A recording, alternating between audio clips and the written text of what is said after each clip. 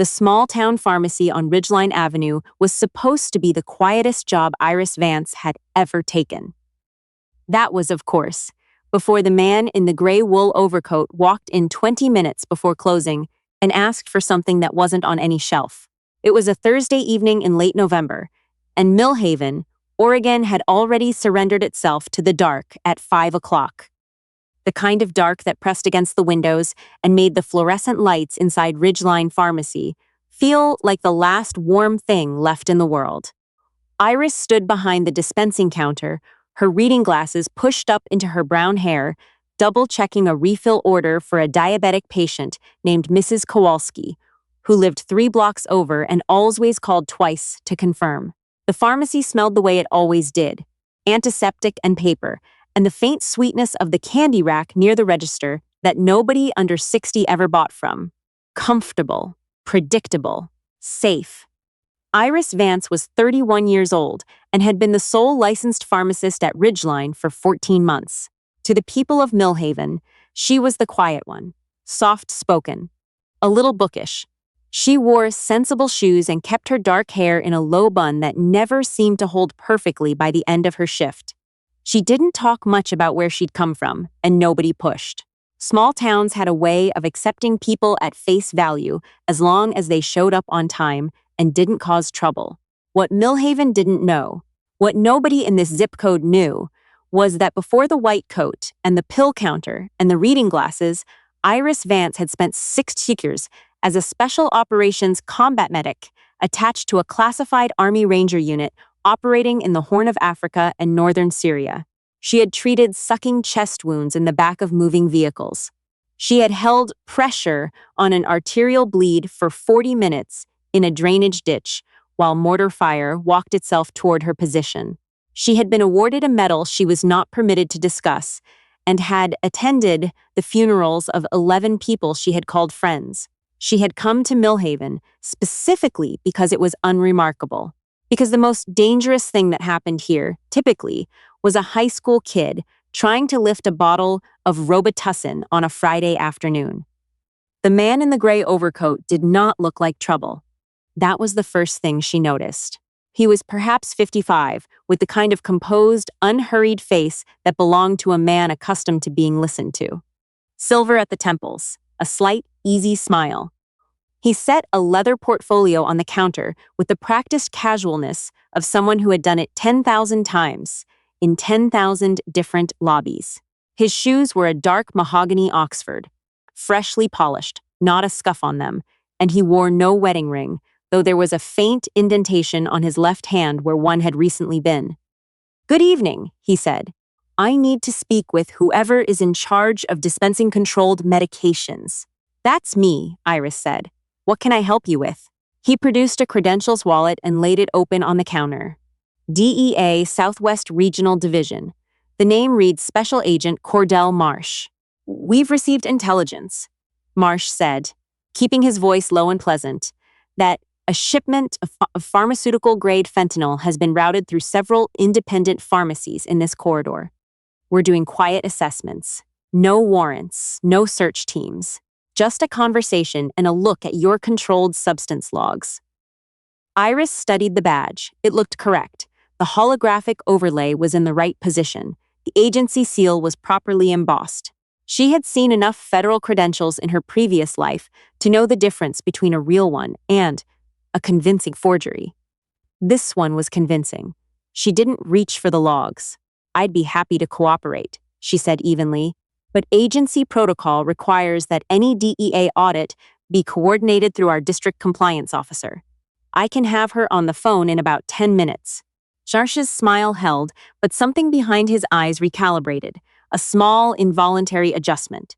The kind a person made when a door they expected to be unlocked turned out not to be. "Of course," he said. "That won't be necessary tonight. We're trying to keep this low profile. I'm simply gathering preliminary data." "I understand," Iris said. "I'll still need to make that call." She was already doing what she'd learned to do in a dozen unsafe environments, cataloging exits, accounting for variables, running probabilities.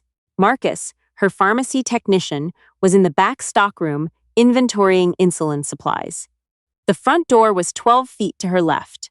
The panic button hardwired to the county sheriff's non-emergency line was mounted under the counter, 2 inches from her left knee. Marcia's eyes moved, not to her face, to the door of the back stockroom. That was when the tightening began in Iris's chest. Not panic. She didn't panic. It was something more precise than panic.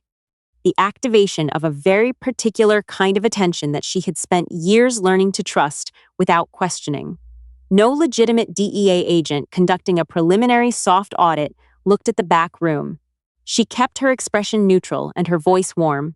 "Can I get you a glass of water while I make the call? It's a bit of a wait sometimes with compliance." "No need," Marsh said pleasantly. "Actually, I realize I may have left my secondary identification in the vehicle. Let me just step out and retrieve it." He picked up his portfolio. He didn't go toward the front door. He went toward the back. "Restrooms are front of the store, actually," Iris said, her hand dropping below the counter. Marsh turned. The pleasant face was still in place, but the quality of his attention had shifted entirely. He was no longer performing. "I know where the restrooms are, Ms. Vance." He used her name. She had never told him her name. Her left hand found the panic button and pressed it once, firmly. Then she stepped out from behind the counter. "Marcus," she called, not raising her voice. "Can you come up front, please?" 22-year-old Marcus Tillman emerged from the stockroom doorway with a clipboard and a look of mild confusion. He had strawberry blonde hair and freckles and had been working at Ridgeline for 8 months. He was entirely untrained for what was about to happen, which meant Iris needed to make sure it didn't happen around him. "Marcus, I need you to step outside and check the propane unit on the back generator. There may be a pressure issue." Marcus blinked at her. "Now, please," she said, with the exact quiet authority she had used with 18-year-old Ranger candidates who needed to move, and needed to move immediately. Marcus moved. The moment the back door clicked shut behind him, Marsh stopped pretending. He reached into the portfolio and withdrew a device Iris recognized immediately. A compact injector pen, the kind used in medical settings for rapid drug delivery, loaded with what she suspected was a concentrated benzodiazepine or a fentanyl analog, fast-acting, difficult to trace in a standard tox panel if you knew which compound to use and what the therapeutic window looked like. Whoever had sent Marsh had sent someone who understood pharmacology. "The logs," Marsh said, the pleasant voice entirely gone now, replaced by something flat and administrative. "And the storage manifest for lot number 77 Form B. I need both. Then this doesn't have to become complicated. Lot 77 Form B." Iris knew exactly what that was.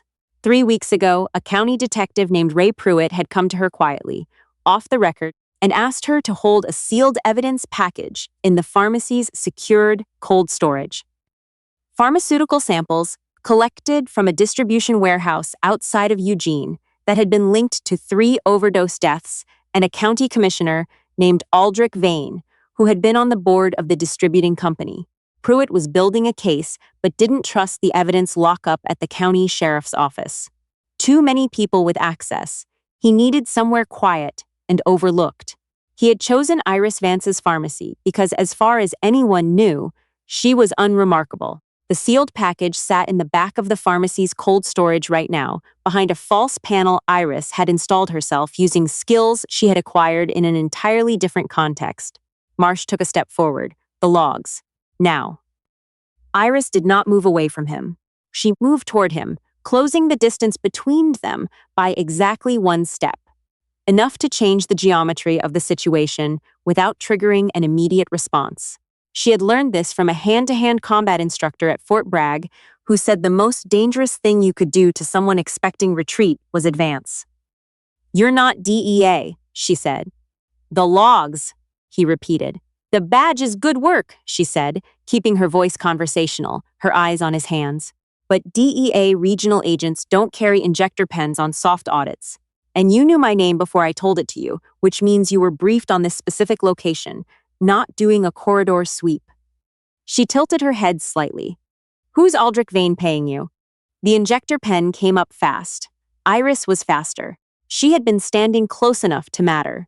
She pivoted left, catching Marsh's extended forearm with both hands and driving it sharply downward, using his own forward momentum against the joint.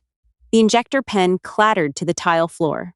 Marsh was strong, stronger than his composed exterior suggested, and he recovered quickly, driving his elbow backward to catch her in the ribs. She absorbed it and didn't stop moving. The pharmacy was a controlled environment. Every item in it was known to her. Iris reached behind her without looking, and her hand found exactly what she wanted. A heavy glass apothecary jar from the display shelf along the wall, filled with cotton gauze rolls. She brought it forward and drove it hard into Marsh's temple. Not enough to fracture, enough to stagger. He went sideways into the blood pressure monitoring station, sending the cuff and the digital reader crashing to the floor. Iris put herself between Marsh and the stockroom door.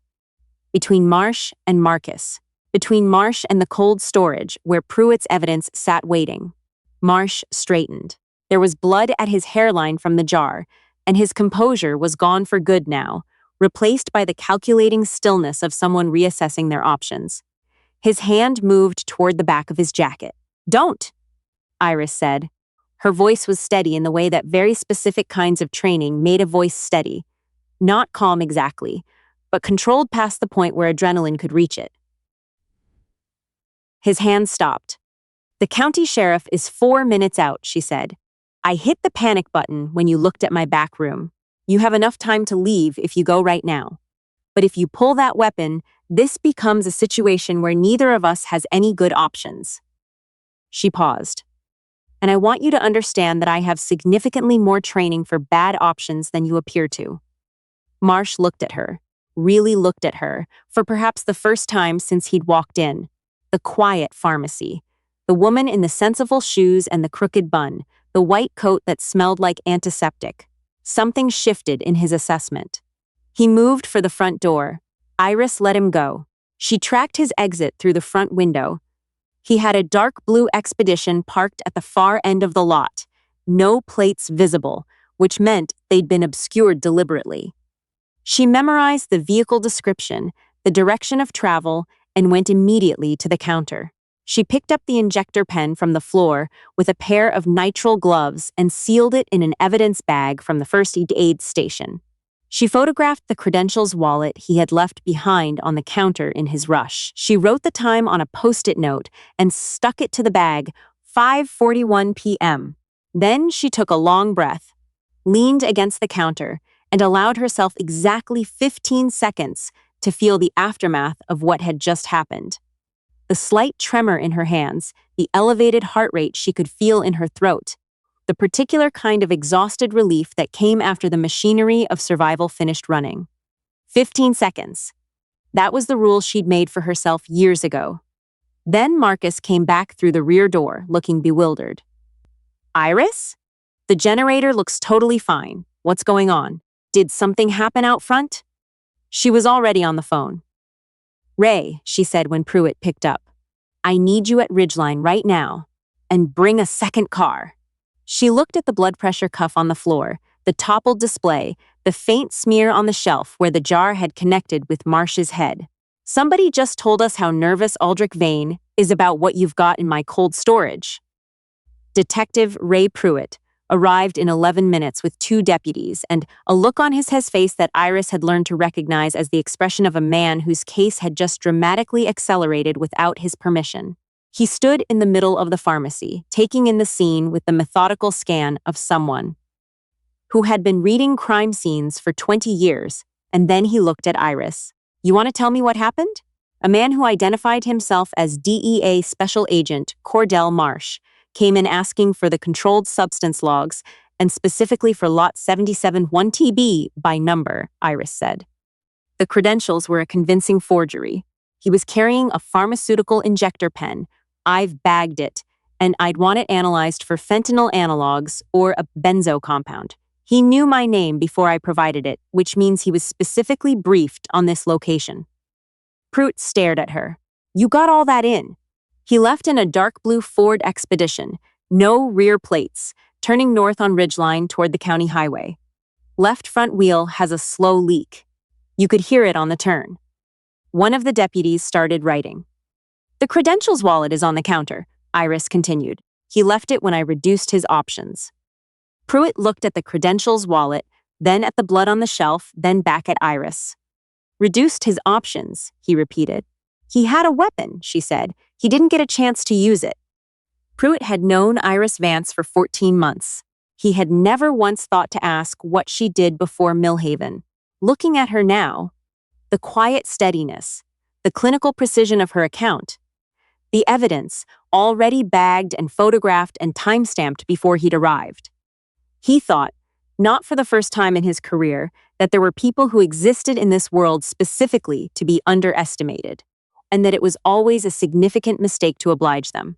"The evidence package," Pruitt said, lowering his voice. "Is it secure?" "Behind the panel in cold storage. He never got past the front counter." Pruitt nodded slowly. "Vane's people are going to try again." "I know," Iris said. "We need to move the evidence tonight. Somewhere they haven't identified." "I agree." She pulled off her nitrile gloves and set them on the counter, "but I'd recommend not moving it through the county lockup. If Marsh knew this location, he knew it from someone with access to that information, and the circle of people who knew Ray Pruitt was storing evidence at a private pharmacy in Millhaven is very small." Pruitt went still. The implications settled between them, like something heavy set down on a glass table. "You think the leak is internal," he said. "I think it's worth finding out before you move the evidence somewhere that gets immediately compromised." She met his eyes. "Do you have someone outside the department you trust completely?" Pruitt thought for a moment, then he nodded. "State AG's office," he said. "Woman named DeSantis. We worked together on a trafficking case in 2019. She's clean." "Call her," Iris said. "Tonight. Don't use your department phone." The next 4 hours were methodical and deliberate. Pruitt reached Assistant Attorney General Claudia DeSantis at her home outside Portland. DeSantis arrived at Ridgeline at 9:30 in a personal vehicle with a state investigator and a chain of custody document that bypassed the county system entirely. The evidence package was removed from cold storage under 3-party witness documentation and transported directly to a secure state facility.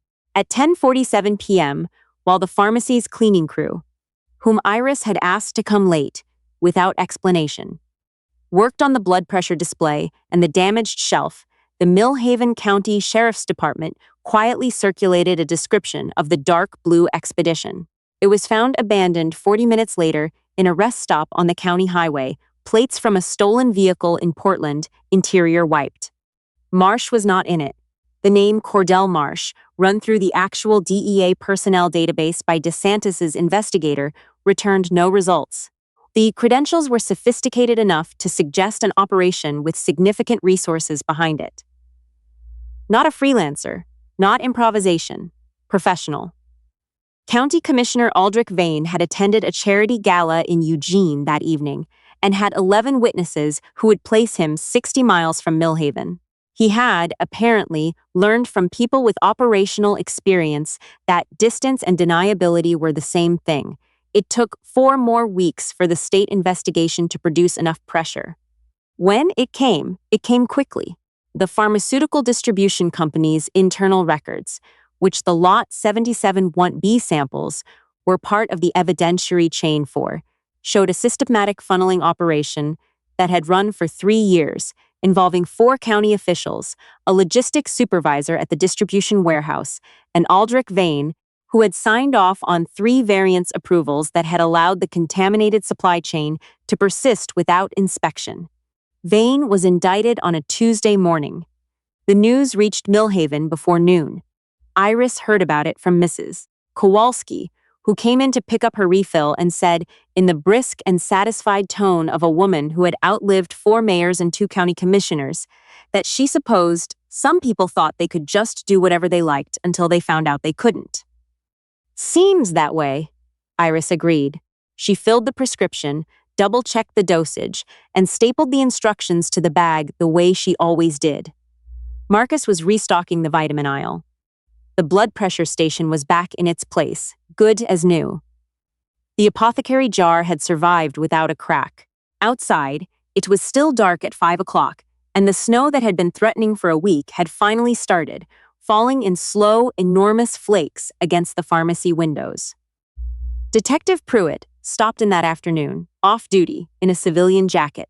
He didn't have a prescription to fill. He stood at the counter for a moment and said, "DeSantis asked me who you were." Iris looked up from her paperwork. "I told her you were my pharmacist," Pruitt said. She didn't seem to think that was the whole answers. "It's the relevant one," Iris said. Pruitt looked at her for a long moment. Then he nodded, once, and pulled his collar up against the cold before heading back out into the snow. Iris watched the door close behind him, then turned back to Mrs. Kowalski's file and the stack of refills, waiting for the following morning. The pharmacy was quiet. The fluorescent lights hummed their familiar note. Outside, the snow kept falling, and Millhaven settled into its ordinary Thursday evening, unremarkable and unhurried, the way she had always preferred it.